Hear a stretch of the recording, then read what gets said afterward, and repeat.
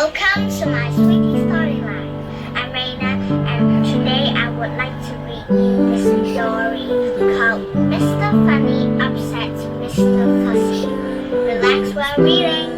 Mr. Funny lives in a teapot-shaped house. He drives a shoe-shaped car, and he has a teacup-shaped bath. Mr. Fussy lives in a very ordinary house and drives a very ordinary car, and his bath is a very ordinary bath. Mr. Funny is a very funny fellow, so funny that when he pulls one of his funny faces, you can't help but laugh. Mr. Fussy is very serious about keeping everything neat and tidy and spick and span. Now, Mr. Funny lives at the very end of Long Lane, and Mr. Fussy lives halfway down Long Lane. So whenever Mr. Funny goes out for a drive in his shoe car, he has to pass by Mr. Fussy's house. Every time that Mr. Funny passes Mr. Fussy, he pulls one of his funny faces. And as hard as he tries, Mr. Fussy can't help laughing.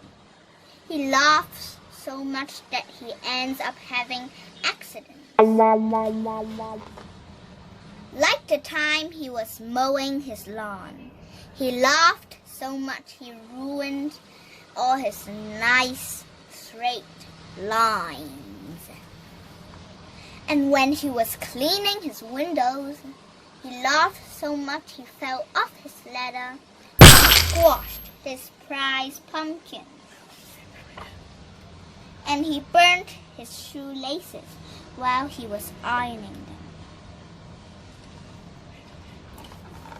Mr. Fussy was fed up. But then he had an idea. He put up a sign on the lane just before his house.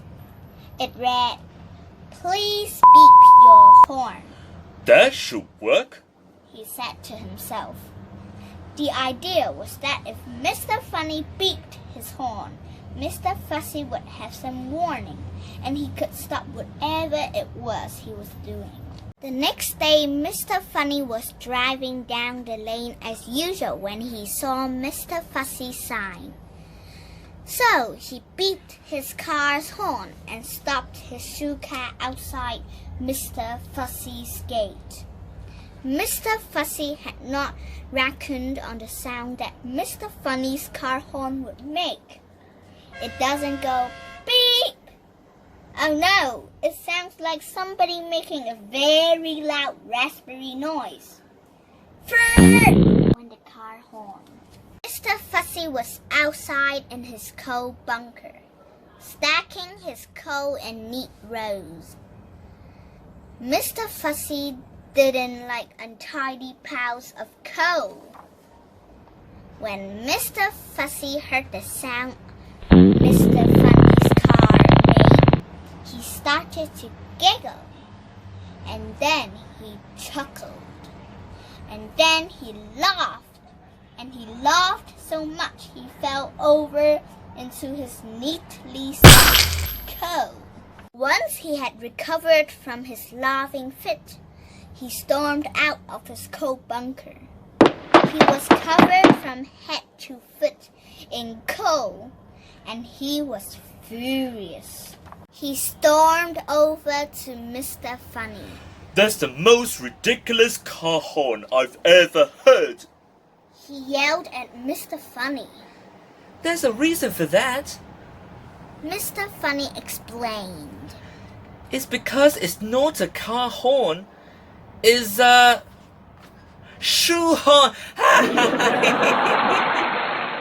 He laughed. And even Mr. Fussy had to admit that was quite funny. Wouldn't you agree? Thank you for your support. Remember to stay at home and stay healthy. Bye for now.